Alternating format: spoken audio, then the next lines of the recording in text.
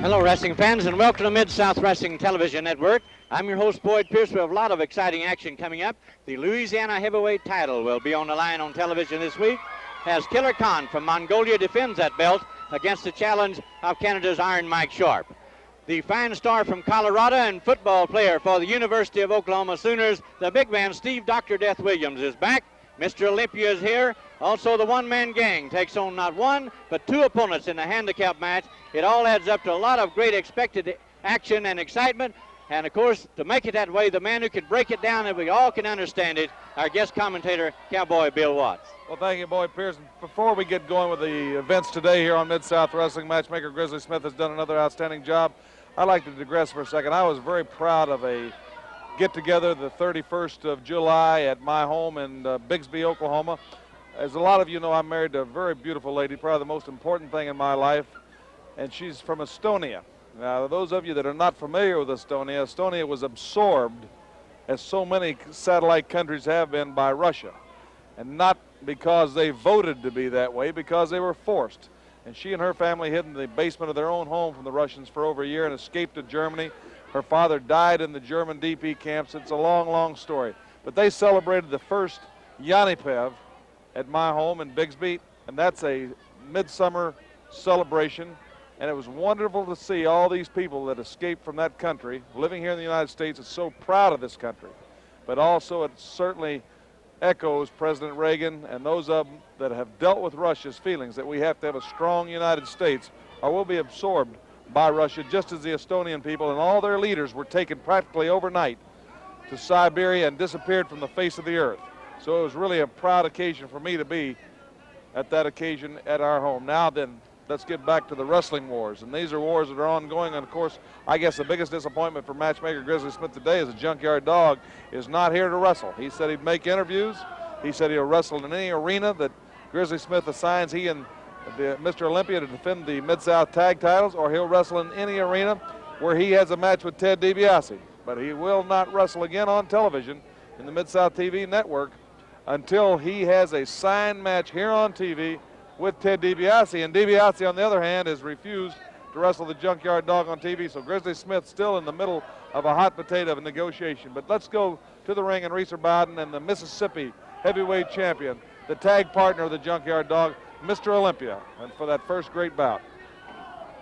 This is a non-title event for one fall with a 10-minute time limit. In the red corner at 235 pounds from Charlotte, North Carolina, Billy the Star Child Starr. And in the blue corner at 242 pounds, the Mississippi heavyweight champion, Mr. Olympia. Billy Starr, dressed in the long black tights against you. Hear the cheers from the crowd. The man clad in red tights and red stars on the mask. The Mississippi heavyweight champion, Mr. Olympia. Bill, a non-title match, but a lot of action coming up nevertheless. That's right. Well, anytime Mr. Olympia is in the ring, you're going to have some fast, high-flying action. He's a tremendous competitor. He's just so proud of his association with the Junkyard Dog. He thinks that that motivation and working out with the dog is what gave him the strength and the fortitude and the courage to win the Mississippi title, and he's maintained that title against all comers, and he's certainly made the people of Mississippi very proud of him, and, of course, the promoters, George and Gil Culkin. Great young athlete. Of course, a lot of people like to try to cast a lot of discouragement on the Junkyard Dog after DiBiase double-crossed him, saying, how can you even trust Mr. Olympia? But Mr. Olympia made it crystal clear. That's one thing the dog didn't have to worry about. And Billy Starr is finding out what he has to worry about. Snap mare by Mr. Olympia. Billy Starr backing out of that ring.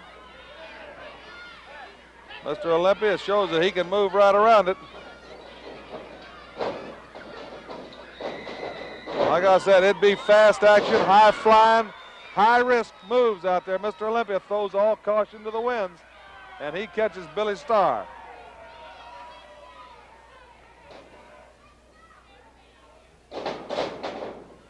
Looks like Billy Starr used a little karate move there into the throat area.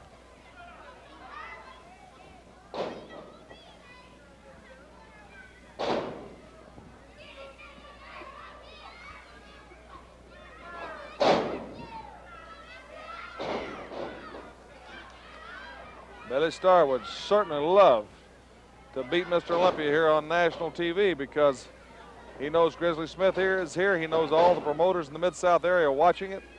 And they start telephoning Grizzly Smith at the matches they'd like to have in their arenas. And it could be a real feather in Billy Starr's cap. Kick with the flat of the foot.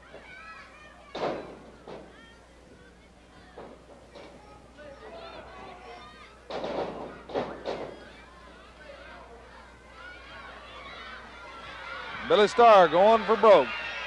Taking it all home. Well, let me tell you something, Boyd Pierce. When you got to take that much time and telegraph a move to a top main eventer, unless that man is completely addled or has really been put off his feet and his wind is out of him or he's partially unconscious, you're just whistling Dixie, because I'll guarantee you he's just going to wait and trap you just like Mr. Olympia did.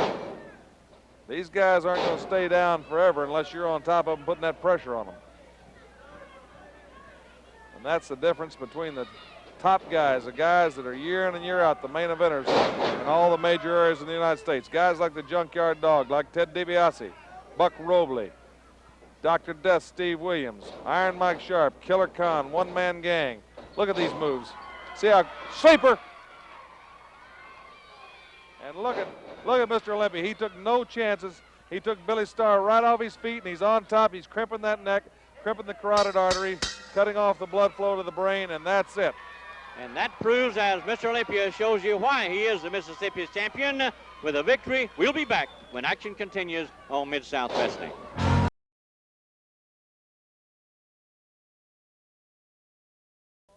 This event is for one fall with a 10-minute time limit. In the red corner at 245 pounds from St. Joseph, Missouri, Mike Bond. And in the blue corner at 296 pounds from Lakewood, Colorado, Dr. Death, Steve Williams. Mike Bond in the black tights as Dr. Death Steve Williams shedding his jacket. The big Boomer Sooner from the University of Oklahoma. Bill, what a tremendous athlete this youngster has proven to be. Oh, he's a great kid. He certainly is, and it's been a pleasure watching him this summer as he's made the transition from amateur to pro. It's against another man with an amateur background, Mike Bond. Of course, the doc is, my children just love him. Micah, my 12-year-old, who just came back from Lincoln, Nebraska, took second in the nation in Greco-Roman in the intermediate division, the 13-14 division, even though he's only 12, and fourth in freestyle in his first summer of freestyle. And he thinks Doc's great. And Eric, my 14-year-old, they love him, my little girl. He's really a lot of fun. He's good to children. He's just a great athlete. And of course, Barry Switzer has him back as the right guard this year at the University of Oklahoma football team. Switch after a breaking the hole with the stand up, and he's in. Back heel, and he's on top, controlling the man, showing that fine amateur background. You can see these pros when they have the good amateur, but Mike Bond just made a nice switch and go behind. He's got Doc, but how do you hold down a man like that, 300 pounds? Or hopefully Barry, he's down to weight, but now I know Barry wants him to report at camp at 260. I know the highlight of Doc's career was being teamed with Andre the Giant in the beautiful Myriad Center in Oklahoma City against Big John Studd and Super Destroyer, and the fans loved it. A great crowd. I think the largest crowd for wrestling thus far in Oklahoma City.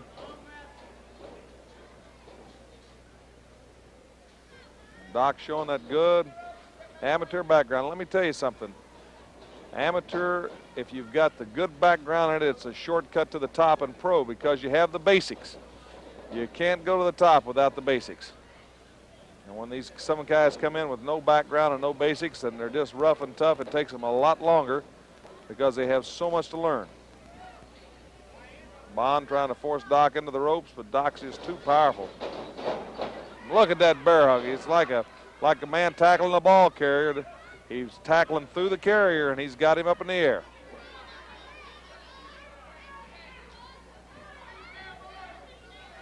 Stanley Abel, a fine coach at the University of Oklahoma, really can be proud of this heavyweight as Abel prepares for another season, and they'll be hosting with Oklahoma State's Tommy Chesborough. The Oklahoma teams will have the National Amateur Wrestling Tournament, college level, at the Myriad Center. So there's a lot of things to look forward to in Oklahoma City at the Myriad Center. Speaking of Oklahoma, I was at a party at Orville Richards. They barbecue.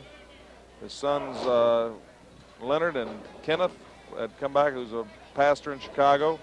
Met the Lawrence family. Mrs. Lawrence is from Oklahoma City, and Dan Cavanaugh, the paving business there, an old friend of mine from college days, and T. Ray Phillips are good friends of the Lawrence, and it was a small world because I knew those kids in college.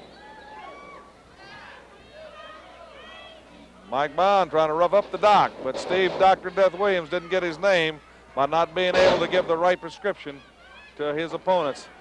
There he used that football ability. Looks like he almost took, oh, he's taking Bond's legs right out from under him. He's backing him into that corner. The doc's got a roll going, and look at that power, brute strength. And there's my protege right there with the Oklahoma Stampede. And I'll guarantee I'm proud of him. Looking forward to next summer. The Stampeder takes out Mike Bond. Dr. Death Steve Williams, the winner. We'll be back. The one-man gang against not one, but two opponents after this word from Mid-South Wrestling.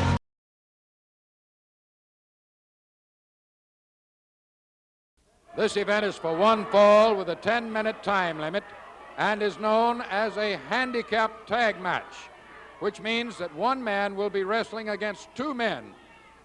In the red corner at 454 pounds, General Skandor Akbar presents his one-man gang. And in the blue corner at a total combined weight of 435 pounds, from Jonesboro, Arkansas, Joe Stark. And his partner from Memphis, Tennessee, David Price. 435 pounds total weight of two opponents in a handicap match against one man, but that one man weighs 454 pounds in the person of one-man gang from the stable of General Skandor Akbar. There you see Alfred Neely dismissing Akbar from the ring and called for the bell. Here's Bill. Well, Boyd Pierce, I noticed Akbar is wearing a new collar, and it's not a shirt collar. It's a collar around his neck to give it some support. I guess it's still bothering him after Iron Mike Sharp drilled him here last week on Mid-South Wrestling. You know, the funny thing is that Akbar himself had his attorneys defeat the injunction that Charlie Lay had barring the pile driver due to the danger of that hold and the injuries caused by it. And the one-man gang had been perfecting it. A man 454 pounds. And when he tried to put it on Mike Sharp powered out of it. And then Akbar got in the melee, and Akbar is the one that got pile driven, much to the crowd's delight. And of course, the one-man gang now against two men as the General's trying to regain some prestige. His prestige taking a low blow, and it could take even a worse dip because the following match is the big man Iron Mike Sharp against Killer Khan, the Mongolian, in a Louisiana tag bout. Of course, Akbar is really worried about that. He wants to be right on the scene to direct the Mongolian to be sure that he retains that title. One-man gang hammering away. Like you say, 2 against 1, but it's still not exactly even when the one weighs 454 pounds. A one-man gang hammering away. Ted DiBiase with a new tag team partner. DiBiase has got Dugan with 2 G's. Hacksaw Dugan. DiBiase said after last week, with everybody out there cheering Buck Robley on and throwing him back in the ring after we'd gone off the air and trying to prevent him from maneuvering, that he better get somebody to help him out in case he gets outmanned and outgunned. So he's picked one, a former Suicide Squad member off the Atlanta Falcons, SMU, tremendous athlete, Hacksaw Dugan. One-man gang is really firing away.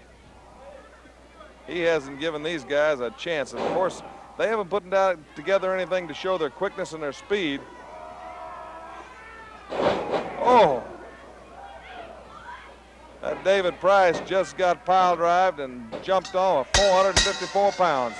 He lost the match for his team. That means the winner, the one-man gang. We'll be back. Louisiana Heavyweight Title on the line here on television after this word from Mid-South Wrestling Television Network.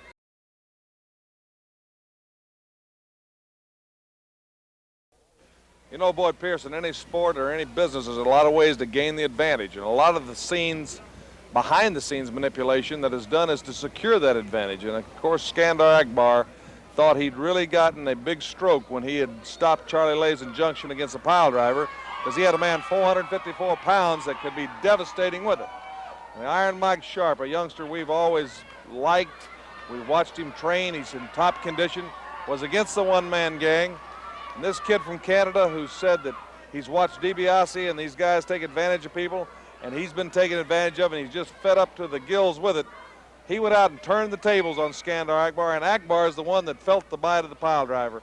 It was with a lot of joy we got to watch that. Let's rejoin those final moments that happened here on Mid-South Wrestling Network last week. My goodness, Boyd Pierce Sharp, he's got clear run. He's got the gang off his feet. He's got 454 pounds in the air and in a tremendous bear hug. What a feat of strength for this powerful young man from Canada. So well liked by the fans. The one-man gang resorts to an illegal tactic there. Trying to capitalize. Mike Sharp slammed the one-man gang. Boyd Pierce, I've not seen anybody except the junkyard dog. Now Akbar pulled his foot over the rope, and Sharp is after him. Sharp fed up. He's going after Akbar. Akbar saved the man from the fall. Nearly cutting him out of there. The gang intercepted Mike Sharp. Maybe Sharp's trying to get to Akbar's going to cost him there. Akbar's telling him to pick him up and pile drive him. Akbar wants Sharp hurt. There the gang goes with that vicious pile driver. That could be the end of Sharp's career. Sharp got out of it. Ralph Neely, the referee, giving him a 10 count. Sharp staggering over, stunned. Akbar swung at him. Sharp pulled Akbar into the ring. Mike Sharp pulled Akbar into the ring, but that cost him a moment ago.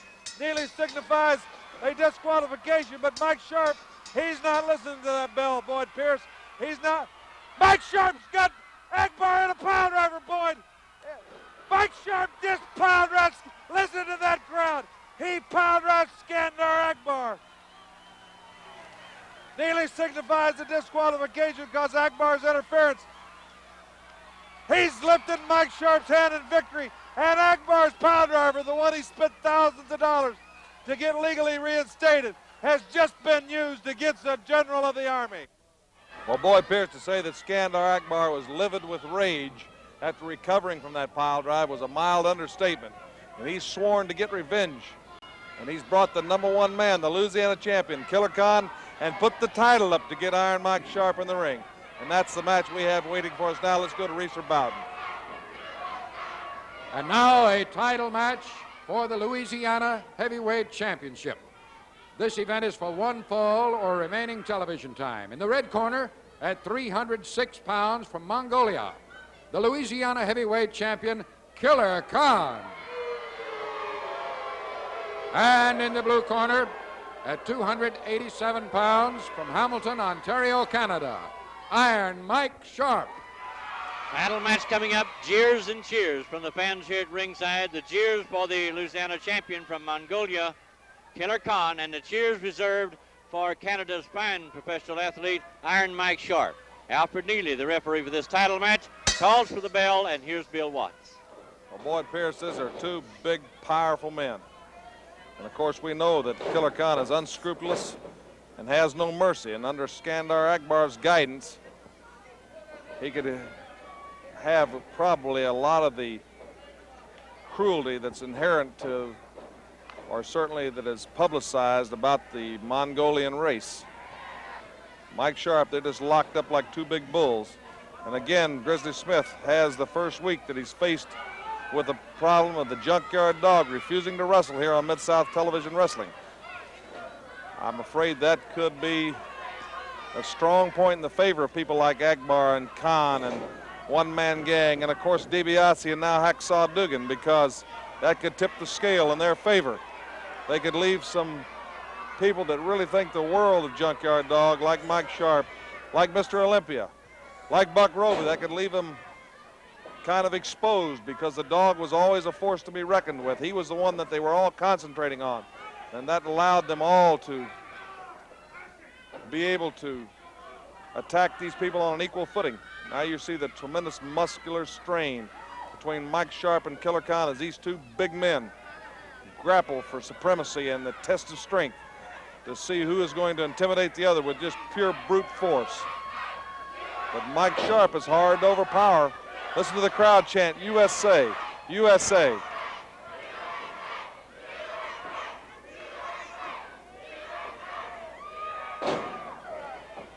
We have Colonel Buck Roby scheduled later against the Assassin. Ted DiBiase and Hacksaw Dugan. All these are standby matches. This match can go one fall or TV time remaining in this title bout. There, Killer Khan taking Mike Sharp down by the hair. I'll guarantee if somebody snatches your hair, if they got enough to get a good handhold in, they'll take your body with it, because where your head goes, your body's going to go. And Akbar out there, as you can see, he's wanting Mike Sharp punished. Killer Khan. Killer Khan's a vicious man. He's on the attack. Nearly trying to break him off of there. Khan breaking just enough to get the legal break in, then he's back to the attack, and he's going for the juggler. Wants to shut that air off. They can shut the air off or the blood in the carotid artery. It takes a man's oxygen, and your oxygen's just like running an engine of a car with gasoline. Without that gasoline, you're not going to go. Killer Khan really bearing down on big man Mike Sharp. And Mike is just taking the brunt of that attack.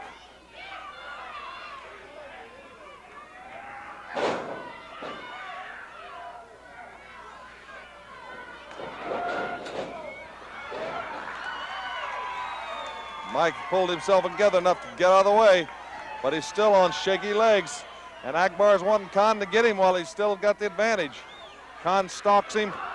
The big man fires that right into the gut.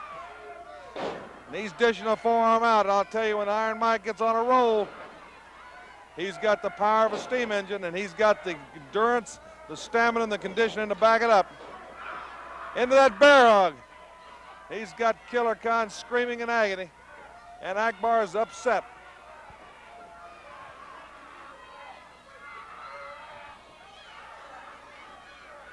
Here at the Irishman Neal Boys Club, the crowd intent in this Louisiana title match. Mike Sharp bearing in.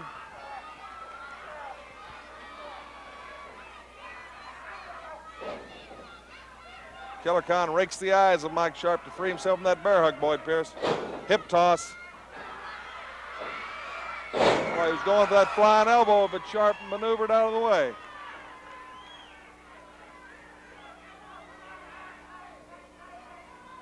Killer Khan and Mike Sharp there.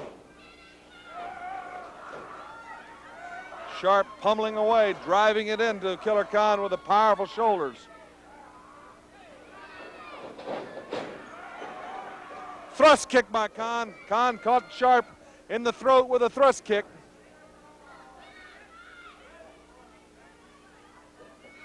Now Akbar is telling him to finish him off. Slam. And the Killer Khan goes up for the coup de grace. High in the air, Sharp got out of the way. Sharp sustained himself, fighting off every onslaught by the vicious Mongolian. And Akbar is upset with that one. Mike Sharp going for the pile driver. Mike Sharp going for the pile driver, and Akbar comes in and intentionally gets disqualified to save that title. But Mike Sharp retaliates, and he starts whacking Akbar. He's punishing Akbar. Akbar intentionally got disqualified by coming in the ring to save that title. Killer Khan. Whoa, Killer Khan is Mike Sharp. That would have been a disqualification, but Akbar had already been disqualified for interference. And Mike Sharp has got Akbar back in the pile driver. Again in the pile driver. Boyd Pierce. Mike Sharp has really dished it out to the General. The General is flat on his back. Killer Khan flat, and Mike Sharp the winner by disqualification. The title does not change hands, but what's more important is Mike Sharp has taken the measure of Skandor Akbar's army.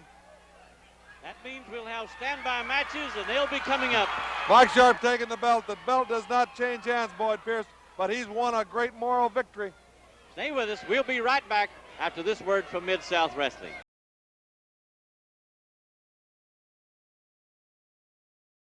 This event is for one fall or remaining television time. In the red corner, at 275 pounds from the Big Sky country of Montana, the Hangman, Rick Harris. And in the blue corner, at 215 pounds, from Salem, Virginia, Rick McCord. Now you have the introduction, Bill Watts. It's Rick McCord versus Rick Harris, and your referee, Rick Pereira, called for the bell. That should be a good bout. This young man, Rick McCord, trying here at Mid-South Wrestling. Quick and agile. He better use his speed because Harris has got the size on him. You know, that's one thing I noticed in that handicap match with David Price and Joe Starr against the one-man gang. They never did team up on him. They never used the one asset they had was supposed to be speed and agility because they sure didn't have the size or the strength.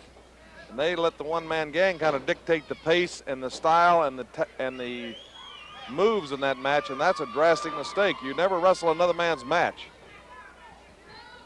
And Rick Harris firing away. He's caught the man on the ropes. This is one thing when you're smaller than a guy, you can't let him use his size and weight on you. You've got to be moving. And boy, Rick Harris is really bearing down on him. And naturally, the bigger, stronger guys, they want to put it on you. They want to get all their weight on you all the time, keep the power on you, keep hammering you, keep that oxygen out of you, and not let you get any momentum or quickness going.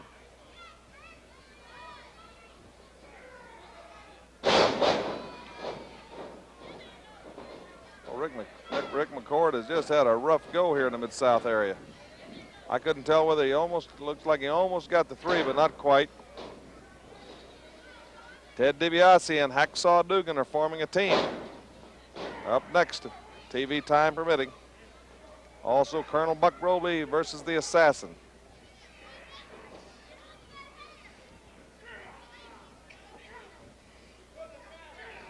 Rick Hangman Harris bearing down. The Junkyard Dog and Grizzly Smith at an impasse as far as television. DiBiase's refused to wrestle, so Dog has refused to wrestle here on television until he gets a match with DiBiase. Said he'll be at the arenas.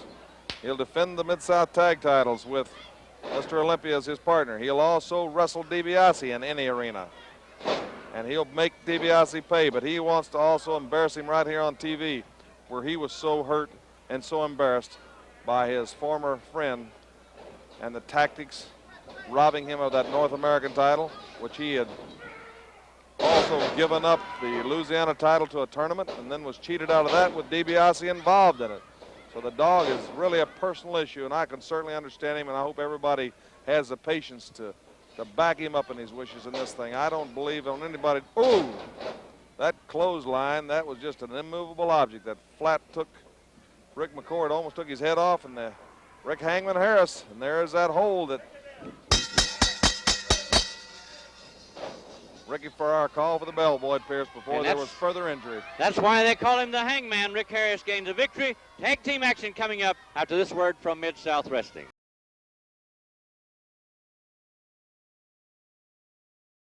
It's tag team action now for one fall or remaining television time. In the red corner at 255 pounds from Omaha, Nebraska, the North American Heavyweight Champion, Ted DiBiase. And his partner at 270 pounds from New York City, Hacksaw Dugan. In the blue corner at 236 pounds from Portland, Oregon, Jesse Barr. And his partner at 238 pounds from New York City, Vinny Romeo. Ted DiBiase, North American Heavyweight title holder, taking as his partner, rugged Hacksaw Dugan, versus the popular duo of Jesse Barr and Vinny Romeo. Rick Pereira calls for the bell, and it's Hacksaw and Jesse in the ring. Here's Bill Watts. Well, Hacksaw Dugan is more than rough and rugged. This is a man that just abandons all care as far as what happens to himself in these tactics. His body is a weapon. Oh, beautiful suplex. Belly-to-back suplex by Jesse Barr, who was a great young freestyle junior world champion. Another belly-to-belly. He is really showing Hacksaw Dugan, who wrote the, but look at that Dugan, he's nuts. I don't know if he's galled together or not, but he says he wants out of there. Jesse Barr, this young Jesse Barr, I think, is one of the future stars. Here comes the champion. You know, next week we hope to have a specially recorded interview from Dick Murdoch from Tokyo, Japan. As Captain Redneck himself is really upset about DiBiase. Good move. Jesse Barr was able to hold his balance, and he really countered DiBiase fine. So DiBiase is going to start firing away on young Jesse. Hope I have enough time left for Colonel Buck Robley and the Assassin.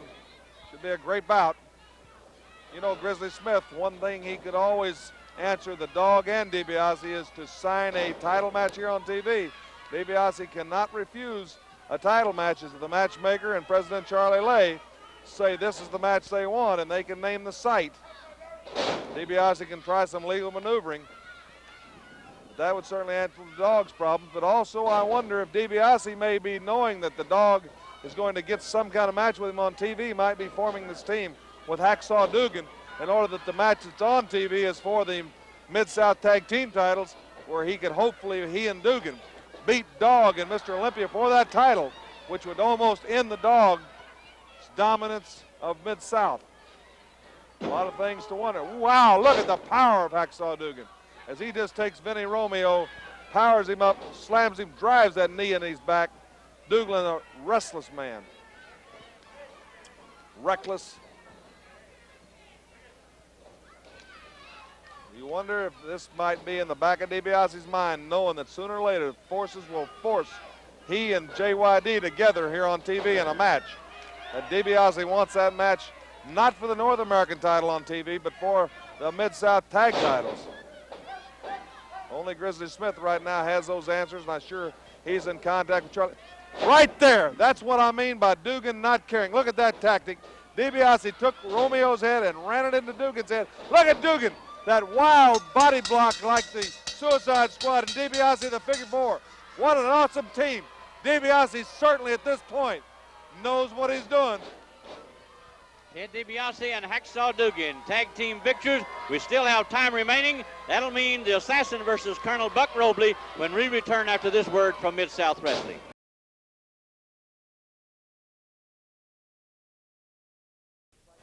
Well, Boyd Pierce, one thing about professional wrestling, it's excitement in capital letters.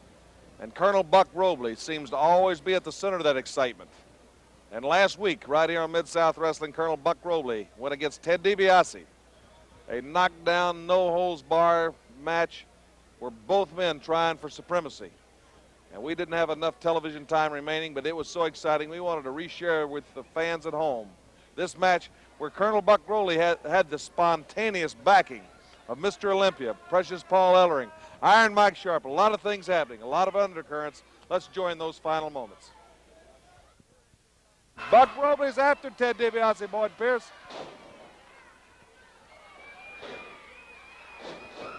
But DiBiase fighting back. He didn't get that title in that top ranking by being a slouch. He's a tough one.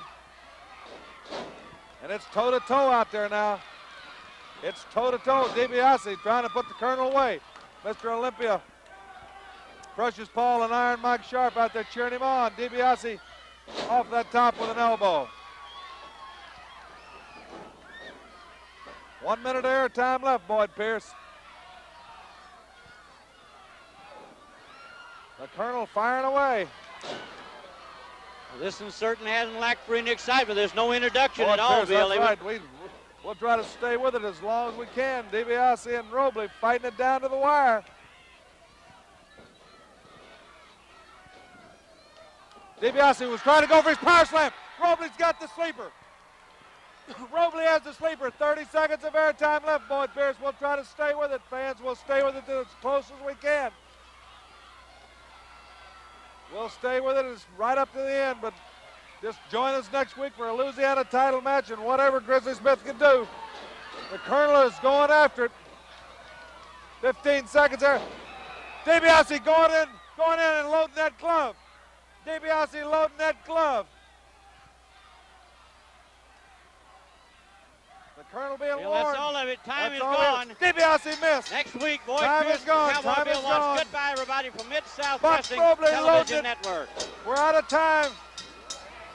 Well, Boyd Pierce, you can see that Ted DiBiase was really in a position of meeting his match, so to speak, by the Colonel, the ring-wise veteran. The crowd's heating up now, so let's don't delay. Let's go right to the ring with Colonel Buck Robley and the Assassin on one new event. Ted DiBiase's on the scene, scouting the match, so to speak. Let's go to the ring now. And this event is for one fall or remaining television time. In the red corner at 255 pounds from parts unknown, the masked man known as the Assassin. And in the blue corner at 242 pounds from Amarillo, Texas, the Colonel, Buck Robley. The Masked Assassin, the world-renowned wrestler with the mask, versus Colonel Buck Robley. And like you pointed out earlier, Ted DiBiase is on the scene, stalking around the ring. So let's listen to Bill in his commentary. Well, Boyd, Alfred Neely had run DiBiase off, saying he didn't have a second's license. He had no right there. He had no manager's license. And DiBiase walked off, but he's moved back into within ring, spitting distance of the ring, it looks like there. He wants to watch this match very closely. As the Colonel and the Assassin, there's no love lost between these two back when the Assassin had Rock Hunter as his manager and the French Angel. Colonel Buck Robley and myself, we're in quite a war with these gentlemen until we put them on the run. We got rid of Rock Hunter, we got rid of the Assassin and the French Angel. The Assassin is certainly wanting to reopen some old wounds. Boy, you know, I'm just can't get over the reckless abandon that Hacksaw Dugan. He has no regard for his own safety. That was some wild maneuvers out there. That body block he hit Jesse Barr with was leading with his head. And, of course, DiBiase just had run Vinny Romeo's head into Hacksaw Dugan and then put the figure four on him. So it looks like DiBiase could be trying to trap the junkyard dog into the last title match that he holds. 3 minutes of television time remaining. The Assassin on top of Robley. Robley out. Assassin trying for the fall. Like I say, next week we hope to hear from Captain Redneck via previous taping arrangements with New Japan Pro Wrestling, as Dick Murdoch is champing at the bit to get back here. DiBiase is going to attract a lot of attention, I'll guarantee you. Anytime you're the North American champion, you attract that attention. But the things that DiBiase's done certainly make it more intense, as the Assassin bearing down on Colonel Buck Robley. Man who wears the shirt says, "Nobody calls me Yella." Like I say, you can't read that book by the cover. He's just a gutsy guy. That's all I can say. Has a lot of heart. Assassin pulling all stops. This is breaking down right into an alley fight. There's certainly no classic wrestling moves being applied here.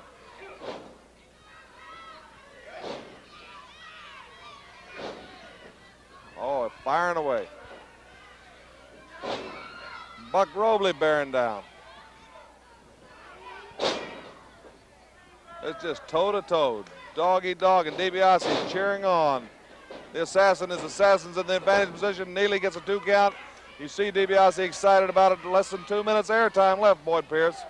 Last week there wasn't enough time for the DiBiase and Robley match to gain a completion for either one of them, as we went off the air in some tremendous action. Looks like these two men are going to both pull out all stops. Robley ducks it into the sleeper. Colonel Buck Robley's got the sleeper on the Assassin. The Assassin knows he's got to make a defensive move right quick, or else the air and the blood to the carotid to the brain will be cut off. He'll be in a lot of trouble. He's trying to get that balance. Oh, he just took and flat charged into the referee.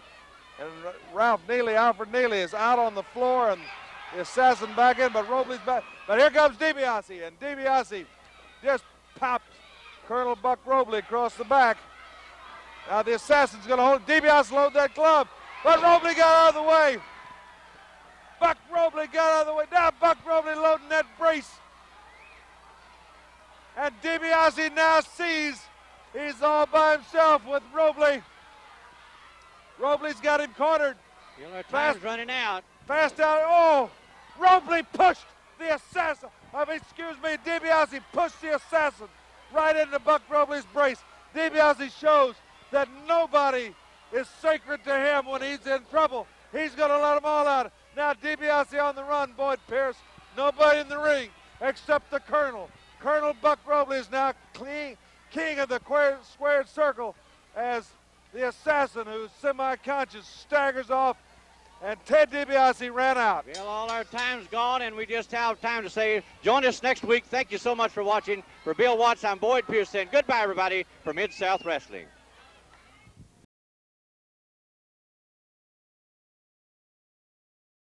Hello, everybody, and welcome to this week's edition of Mid-South Wrestling Television Network. I'm your host, Boyd Pierce, and we have a lot of exciting action coming up for you. It'll be headlined by a tag team action at its very best as Mr. Olympia joins forces with the Junkyard Dog against the rugged duo from General Skandor Akbar's army of Killer Khan and 454-pound one-man gang. You'll see all the great stars in action, including Colonel Buck Robley, North American Heavyweight Champion Ted DiBiase, Hacksaw Jim Duggan, and talking about top stars, we have him with us today as our guest commentator, the Oklahoma Stampede, Cowboy Bill Watts. Bill? Well, Boyd Pierce, thank you, and it's certainly great to be back here again. And, of course, you mentioned the top situation coming up with the Junkyard Dog and Mr. Olympia against Killer Khan and the one-man gang, and we're all excited about it. However, I think matchmaker Grizzly Smith is in some hot water right now because you recall 2 weeks ago the Junkyard Dog made an ultimatum. He said everybody's getting their way with ultimatums.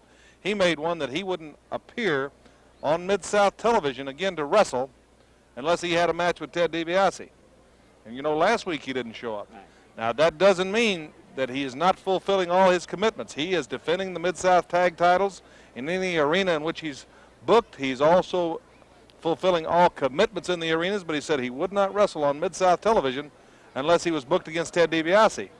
And that's not the match that Grizzly Smith had booked for him today, and so the Junkyard Dog, as we came on the air here, had not yet arrived, and Mr. Olympia is kind of shaking his head. I don't really think the dog is going to be here, but we'll have to see. Right now, by satellite, we'll have an interview with Dick Murdoch that he pre-recorded. It's delayed from Osaka, Japan. As we've told you, the Captain Redneck is on a big tour over there. He'll be back in the very near future. Let's listen to Dick Murdoch and his comments from Osaka, Japan. A Japanese commentator, part of which you'll be able to understand and part you will not, but we thought we'd share it with you. アメリカのプロレスファンの皆さんこんばんは。I'm Japanese TV sports commentator. My name is Ichiro Furutachi. こちらは大阪 in Japan。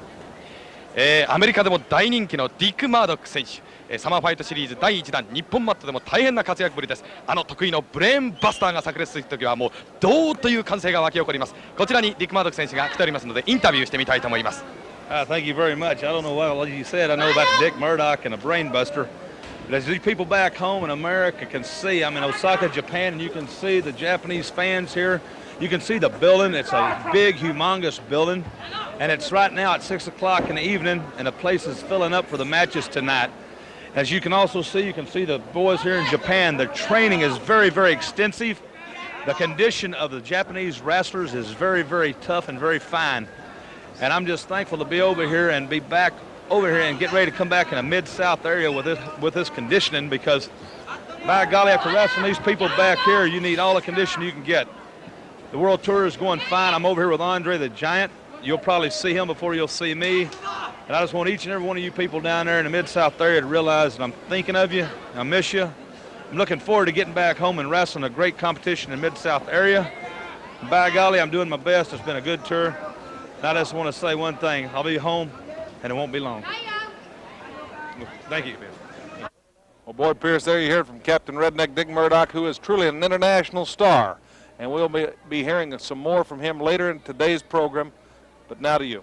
And we'll have exciting live action, the first match in the ring, after this message from Mid-South Wrestling Television Network.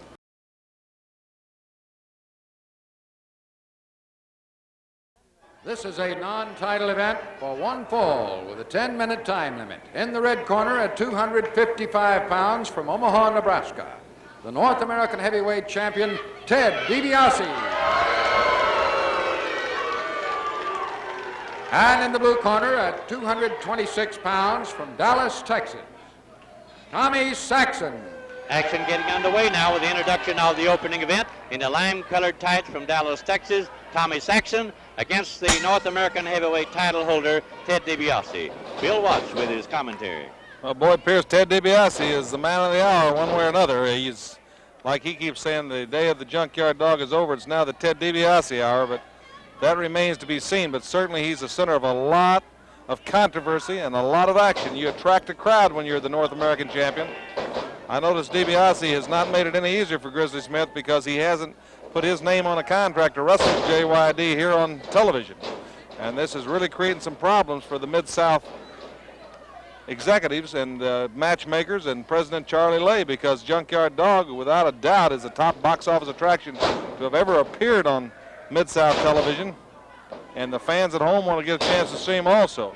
He certainly doesn't have a scarcity of places he can go. He headlined the Omni the other day. Houston, Texas, he drew the all-time record gate there. Madison Square Garden promoter Vince McMahon, he wants the dog. So the dog has a lot of places to go, but he loves the Mid-South area. He just feels that guys have used him and forced him into situations, and he's showing them that two can play that game. He's going to force DiBiase into a confrontation here on Mid-South television. Tommy Saxon out there wrestling DiBiase, an unknown, first time we've seen him here on Mid-South. Alfred Neely, the referee, checking it out, and I've got to congratulate Alfred Neely. He just opened up a Zippy's car wash and convenience store in Nashville, Arkansas. A long way for a man. Shows that the American dream is still true, that you can work hard and try hard and success will come to you, because I remember I met this kid when he was 12 years old. He was working for a promoter called Leonard Clay, putting up and down the bleachers and things like that in Texarkana, Little Rock. Hard worker. And then he went into business for himself, and this is his second business in Nashville, Arkansas. And I know that talking to people up there, they're proud of him. I'm certainly proud that I've got to know him and associate with him and see a youngster that's just worked hard, be successful. DiBiase out there is another youngster, like him or not. He's gone at it hard and heavy, and he's been successful. And of course, Dick Murdoch, like we told you, in Japan, had, at the point of that interview that was delayed, had not gotten all the information, and we'll have an interview with Dick Murdoch later where he had received the information about DiBiase winning the North American Championship. Had not had the details at that point, but he said he wanted to put his hat in the ring as a challenger. And certainly DiBiase could have a tough one with him. Saxon out there going after DiBiase. Was just met the end of DiBiase's knee. A legal maneuver. And DiBiase is very confident. He's, you know, when you have that title and you're defending it against all comers, you're a pretty confident man. You know they've got to come after you. You don't have to go after them anymore. You don't have to seek it out. It's all going to come to you, and it gives you a real measure inside of accomplishing some of your goals. Wow. Tommy Saxon doesn't have a lot of confidence at this point. I'll guarantee if he had, that backbreaker right there just took a lot of it out of him. DiBiase deliberately just wearing his man a power slam. And that's DiBiase's trademark. He gets that quick swing on it and all that momentum. But he's up. Boyd Pierce looks like he's locking up that figure four.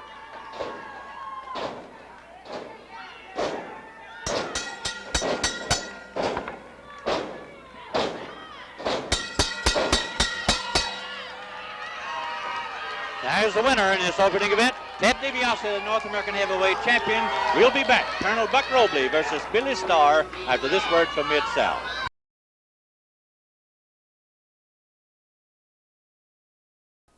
This event is for one fall with a 10-minute time limit. In the red corner at 235 pounds from Charlotte, North Carolina, Billy the Star Child Starr. And in the blue corner, at 242 pounds from Amarillo, Texas, Buckley Christopher George Robley III. This event, both contestants wearing long black tights. Billy Starr and his opponent, the only difference, wearing the yellow T-shirt, familiar to everybody when he says nobody calls me yellow, Colonel Buck Robley. Here's Bill. Well, that's right, Boyd. He's one of the unique, unusual individuals in wrestling. Colonel Buck Robley. He doesn't say he'll go out and overpower anybody. He doesn't say he'll beat anybody. He just says that he backs down from no man and that he's going to go out there to do one thing, to win. And being unorthodox, but being a man that uses his mind, he always tries to stay a step or two ahead of his opponent. And Buck Robley is a contest for anybody that gets in the ring with him. As Ted DiBiase, the North American champion, found out 2 weeks ago when the Colonel really took it to him. I mean, he just excited everybody here at the Irishman Neal Boys Club. and Ted DiBiase wanted out of there. We ran out of airtime, and as we'd run out, 2 or 3 of the guys had come out to make sure there was no outside interference. Iron Mike Sharp, Mr. Olympia, and Precious Paul Ellering, and DiBiase was trying to run out of the ring when we'd gone off the air, and they were throwing him back into Colonel Robley. And of course, the fans at home missed a lot of that action, but it was one of the most exciting matches that we've had on television. And DiBiase certainly has targeted Buck Robley for a lot of problems this last week. DiBiase so-called scouted Robley's match against the Assassin, and he tried to cause Robley to get beat, and that backfired on him. So Ted DiBiase is going to have his problems with the Colonel also. And of course, Skandor Akbar has made no secret of his dislike of Colonel Buck Robley. Again, I checked during the commercial break, and the Junkyard Dog has not arrived. And boy, I know the dog pretty well. I feel that he and I have been friends for some time and very, very close. And he doesn't make statements lightly. If he tells you he's going to do something, he's going to do it. And if he tells you he's not going to do something, he's not. And you know, that Junkyard Dog is a lot of his personality. He's tougher than a Junkyard Dog, and he's just as stubborn, and he's not going to be here. I think Grizzly Smith is going to have a mess on his hands when it comes up time for Olympia and the dog to wrestle Khan and the one-man gang, because Khan and one-man gang are probably one of the top contenders for that Mid-South tag title. Of course, DiBiase and his newfound partner Hacksaw Dugan say they're the top contenders for that title. So it's going to get pretty interesting. Big John Studd and Super Destroyer think that they're top contenders. But irregardless, I don't know what Grizzly Smith's going to do for the match today. Colonel Buck Robley, aggressive, a lot of skill. He's perfected his skills. He knows his leverage. He knows his moves. He's got quickness, and he's unorthodox. And boy, he doesn't mind getting hurt if he can hurt you. Reminds me of a lot of Marciano's philosophy when he's in the ring. He'd take a few shots to get to deliver his.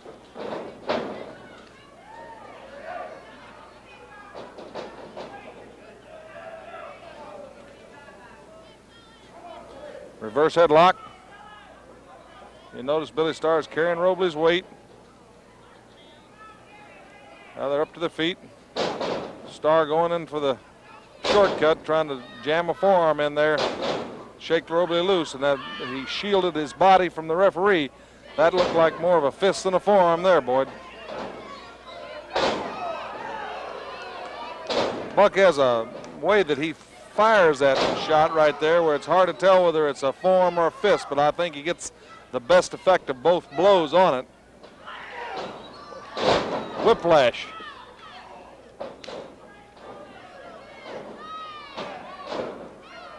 Ricky Ferrara counting the fall. Starr's out. Reverse neck breaker by Robley. You notice Robley, the caginess, knowing his skills, he keeps attacking the same area of the man. He constantly wears on it. Just like if you keep nipping away at something, it's going to get sore, get a lot better one or the other. But Buck Robley stays right on top of it. Again, all his attack is to the head and neck area.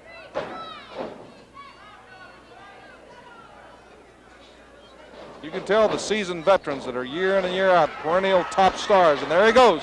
He's got the sleeper. It's a legal form of choking because it's cutting off the blood in the carotid artery that goes to the brain. And that the terminology is sleeping because you go unconscious. And Buck Robley gets another victory. The sleeper hold wins for Colonel Robley, and we'll be back after this word from Mid-South Wrestling.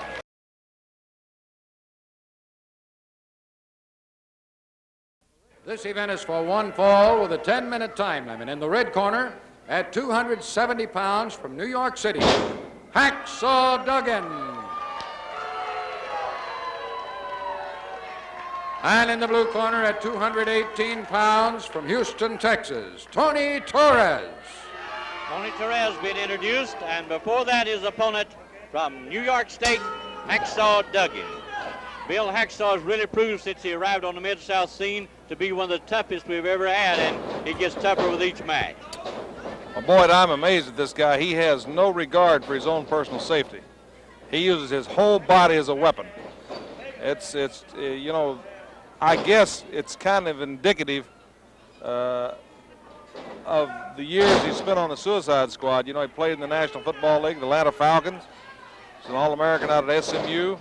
He was also, when he was in high school in New York State, was the New York State amateur wrestling champion. The man's a great athlete. He's got all the credentials, but he's also maybe a few cents short in that change department when it comes to caring about whether he is on the giving or the receiving end. Forearm smashes. Tony Torres has really bit off a lot to have to chew on right here. Hacksaw Dugan, we saw a couple of weeks ago when he just speared Jesse Barr with his head right to Jesse Barr's face, and DiBiase, the first time they were teamed together, he took somebody and just ran their head right into Hacksaw Dugan's head, and it didn't seem, Dugan was hurt, but it didn't care. It's like pain is part of it. It's like an old saying, in athletics, without pain there is no gain. That's in your training principles, that you've got to make it hurt when you're training in order to get in condition and to get gains. Well, Hacksaw Dugan has no regard for what happens to himself and his whole body when he's out there. It's just, like I said, it's a weapon. Front face lock.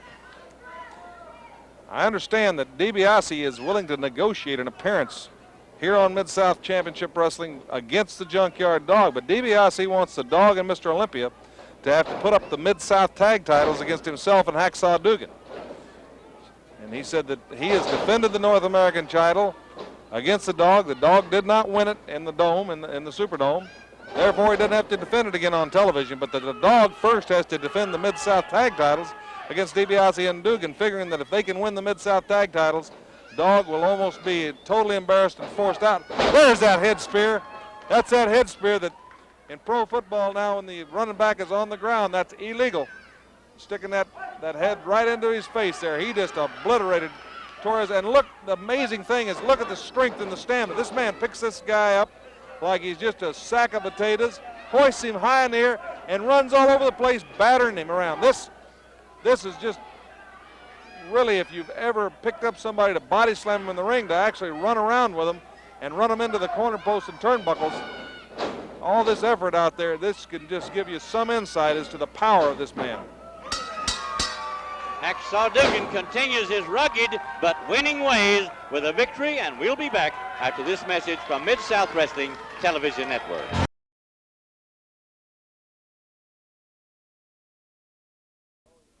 Well, Boyd Pierce, have you ever seen a great athlete and knowing he's got all this potential, but something hadn't just turned him on where he's exploded and come on the scene? Maybe this is what's happened to Iron Mike Sharp. When he was, it looked like going to be the victim of the one-man gang 2 weeks ago pile driving him here on TV. Instead, Skandor Akbar got pile drived. And then the following week, in a match with Killer Khan, Akbar got it again. And Iron Mike Sharp is showing you what it's all about, and I think he's motivated. He's turned on and he's coming on. And let's rejoin and relive that by videotape replay now. My goodness, Boyd Pierce Sharp he's got clear around him. He's got the gang off his feet.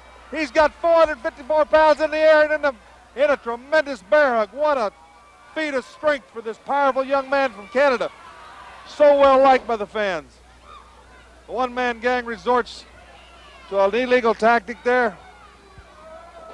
Trying to capitalize. Mike Sharp slammed the one-man gang. Boyd Pierce, I've not seen anybody except the Junkyard Dog. Now Akbar pulled his foot over the rope, and Sharp is after him. Sharp fed up.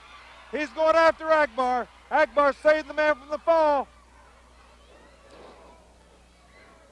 Nearly cutting him out of there. The gang intercepted Mike Sharp. Maybe Sharp's trying to get to Akbar's going to cost him there. Akbar's telling him to pick him up and pile drive him. Akbar wants Sharp hurt. There the gang goes with that vicious pile driver. That could be the end of Sharp's career. Sharp got out of it. Ralph Neely, the referee, giving him a 10 count. Sharp staggering over, stunned. Akbar swung at him. Sharp pulled Akbar into the ring. Mike Sharp pulled Akbar into the ring, but that cost him a moment ago. Neely signifies a disqualification, but Mike Sharp, he's not listening to that bell, Boyd Pierce. He's not. Mike Sharp's got Akbar in a pile driver, Boyd. Mike Sharp just pile drives. Listen to that crowd. He pile drives Skandor Akbar. Neely signifies the disqualification because Akbar's interference. He's lifted Mike Sharp's hand in victory. And Akbar's pile driver, the one he spent thousands of dollars to get legally reinstated, has just been used against a general of the Army. Well, Boyd Pierce, to say that Skandor Akbar was livid with rage after recovering from that pile drive was a mild understatement. And he's sworn to get revenge. And he's brought the #1 man, the Louisiana champion, Killer Khan, and put the title up to get Iron Mike Sharp in the ring. And that's the match we have waiting for us now. Let's go to Reeser Bowden. And now a title match for the Louisiana Heavyweight Championship. This event is for one fall or remaining television time. In the red corner, at 306 pounds from Mongolia, the Louisiana Heavyweight Champion, Killer Khan. And in the blue corner, at 287 pounds from Hamilton, Ontario, Canada, Iron Mike Sharp. Title match coming up. Jeers and cheers from the fans here at ringside. The cheers for the Louisiana champion from Mongolia, Killer Khan, and the cheers reserved for Canada's fine professional athlete, Iron Mike Sharp. Alfred Neely, the referee for this title match, calls for the bell, and here's Bill Watts. Well, Boyd Pierce, these are two big, powerful men.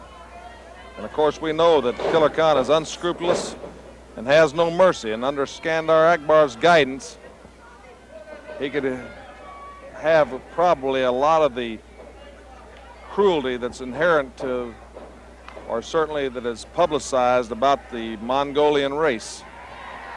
Mike Sharp, they're just locked up like two big bulls. And again, Grizzly Smith has the first week that he's faced with the problem of the junkyard dog refusing to wrestle here on Mid-South Television Wrestling. I'm afraid that could be a strong point in the favor of people like Akbar and Khan and One Man Gang, and of course DiBiase and now Hacksaw Dugan, because that could tip the scale in their favor. They could leave some people that really think the world of Junkyard Dog, like Mike Sharp, like Mr. Olympia, like Buck Roby. That could leave them kind of exposed, because the dog was always a force to be reckoned with. He was the one that they were all concentrating on, and that allowed them all to be able to attack these people on an equal footing. Now you see the tremendous muscular strain between Mike Sharp and Killer Khan as these two big men grapple for supremacy and the test of strength to see who is going to intimidate the other with just pure brute force. But Mike Sharp is hard to overpower. Listen to the crowd chant, USA, USA.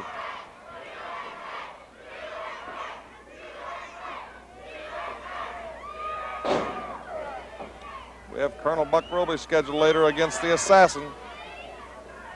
Ted DiBiase and Hacksaw Dugan. All these are standby matches. This match can go one fall or TV time remaining in this title bout. There, Killer Khan taking Mike Sharp down by the hair. I'll guarantee if somebody snatches your hair, if they got enough to get a good handhold in, they'll take your body with it, because where your head goes, your body's going to go. And Akbar out there, as you can see, he's wanting Mike Sharp punished. Killer Khan's a vicious man. He's on the attack.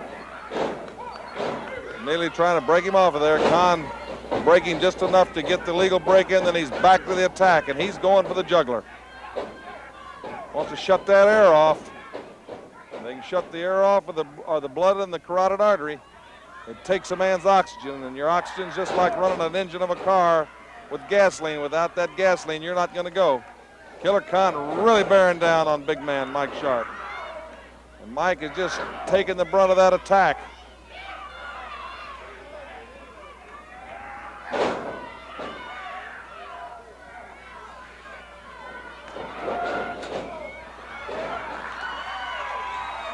Mike pulled himself together enough to get out of the way, but he's still on shaky legs.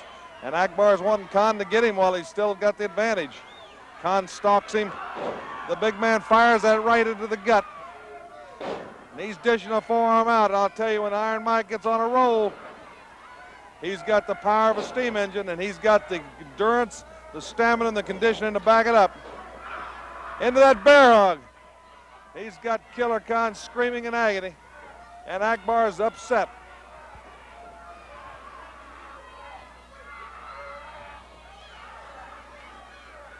here at the Irishman Neal Boys Club. The crowd intent in this Louisiana title match. Mike Sharp bearing in.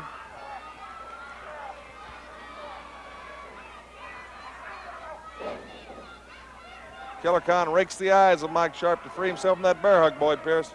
Hip toss. Well, he was going for that flying elbow, but Sharp maneuvered out of the way.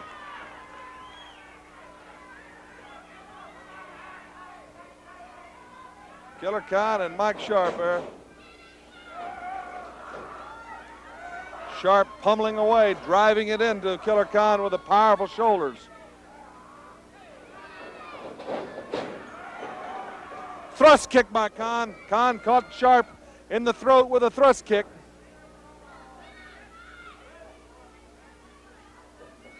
Akbar is telling him to finish him off. Slam. And the Killer Khan goes up for the coup de grace. High in the air, Sharp got out of the way. Sharp sustained himself, fighting off every onslaught by the vicious Mongolian. And Akbar is upset with that one. Mike Sharp going for the pile driver. And Akbar comes in and intentionally gets disqualified to save that title. But Mike Sharp retaliates, and he starts whacking Akbar. He's punishing Akbar. Akbar intentionally got disqualified by coming in the ring to save that title. Killer Khan. Whoa, Killer Khan is Mike Sharp. That would have been a disqualification, but Akbar had already been disqualified for interference. And Mike Sharp has got Akbar back in the pile driver. Again in the pile driver. Boyd Pierce. Mike Sharp has really dished it out to the General. The General is flat on his back. Killer Khan flat, and Mike Sharp the winner by disqualification. The title does not change hands, but what's more important is Mike Sharp has taken the measure of Skandor Akbar's army. That means we'll have standby matches, and they'll be coming up. Mike Sharp taking the belt. The belt does not change hands, Boyd Pierce, but he's won a great moral victory. Well, you've seen what happened to General Skandor Akbar and the pile driver, which proves that oftentimes the best laid plans, Bill, backfire on you. And we'll have tag team action coming up when we return. It'll be Killer Khan and the one-man gang against Mr. Olympia and somebody. So stay with us. We'll be right back after this word from Mid-South Wrestling.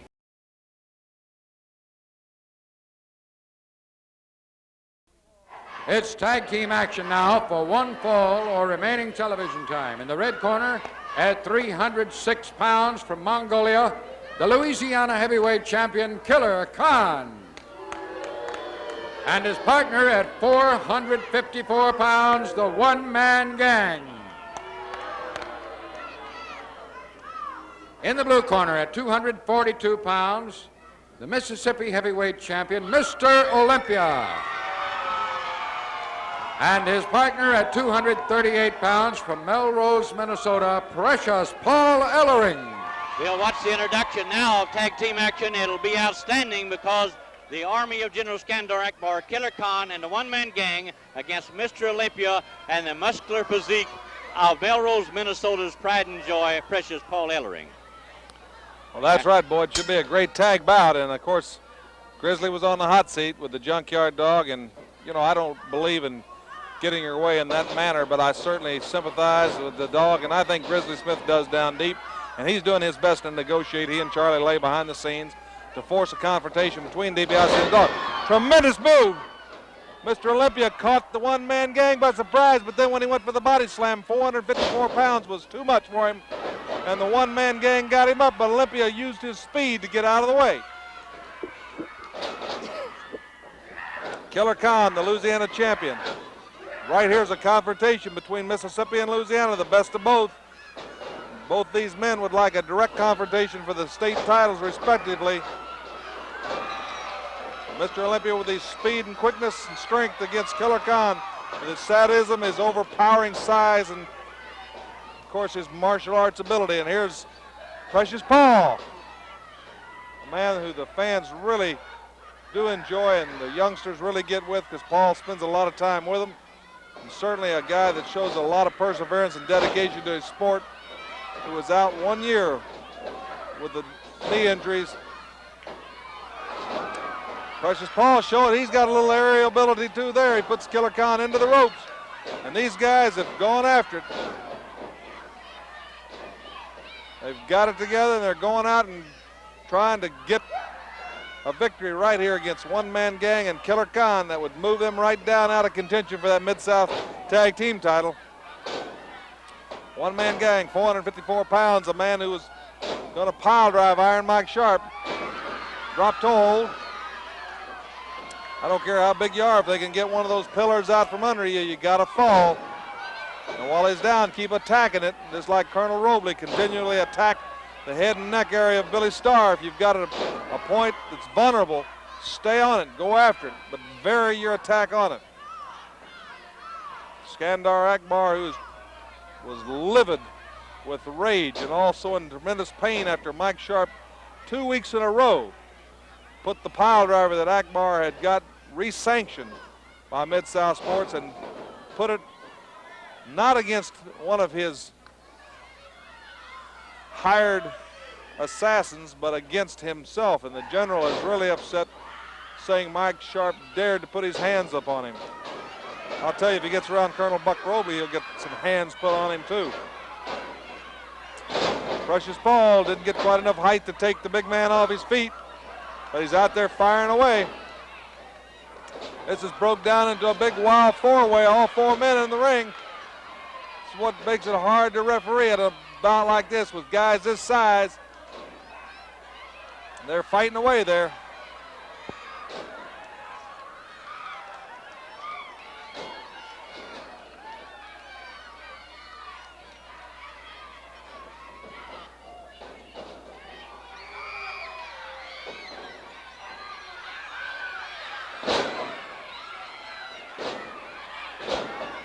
Double it up on Precious Paul. He just caught two huge ones. Oh, and a clothesline by the one-man gang on Mr. Olympia and Killer Khan. This devastating team definitely could be number one for that Mid-South Tag Team title. And to the delight of General Skandor Akbar. Look how happy Akbar is now. Killer Khan and the one-man gang. We'll be back with more exciting things here on Mid-South Wrestling after this message.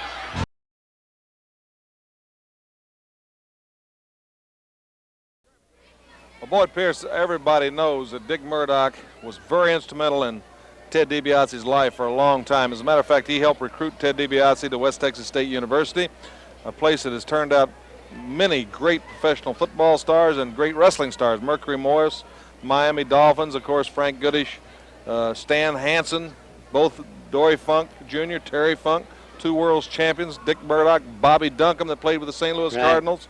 I mean, you can go on down that list.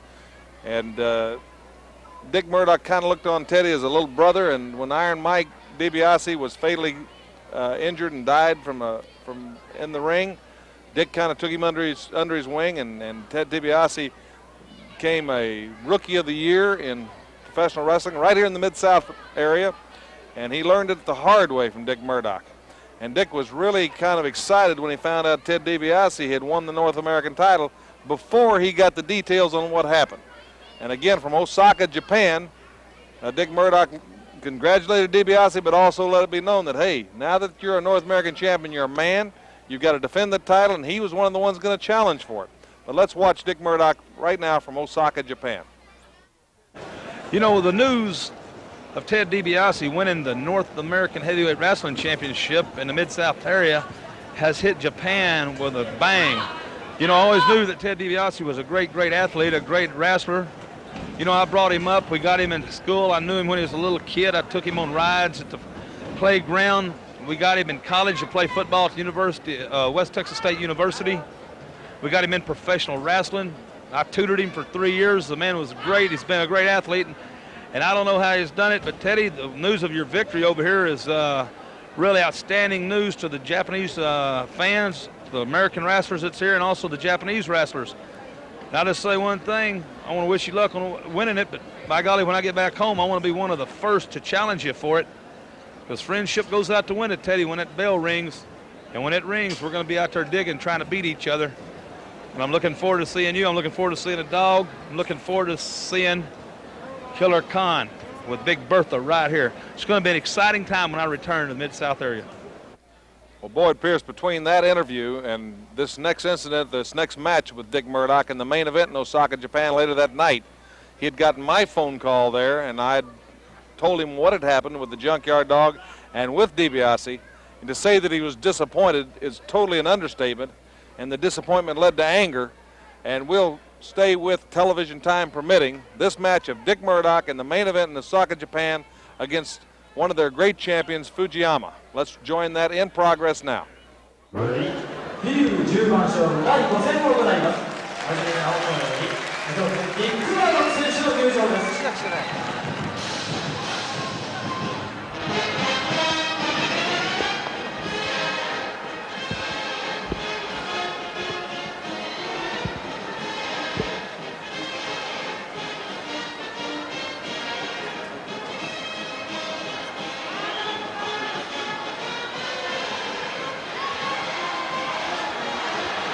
And I'm sorry we couldn't stay with the match. It's being commentated in Japanese, but Dick Murdoch went on to gain a victory in that match.